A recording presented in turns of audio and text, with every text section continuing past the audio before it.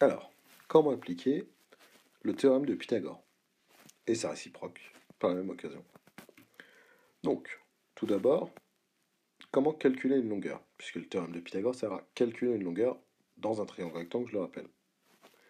On va considérer cette figure, où on connaît deux côtés et on cherche le côté AC.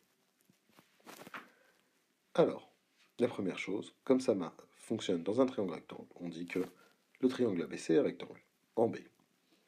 Ensuite, on écrit, d'après le théorème de Pythagore, et on écrit l'égalité issue de la figure, c'est-à-dire l'hypoténuse au carré qui est égale à la somme des longueurs des autres côtés au carré.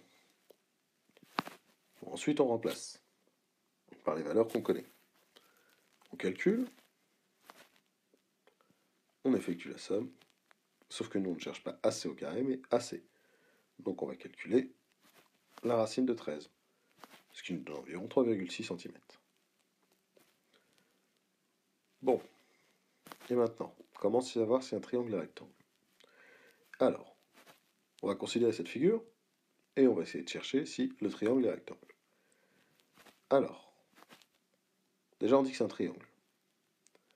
L'idée c'est de se dire que si le triangle est rectangle, le théorème de Pythagore marche. Donc on va tester si le théorème de Pythagore marche. On cherche le plus grand côté. Ici c'est AC.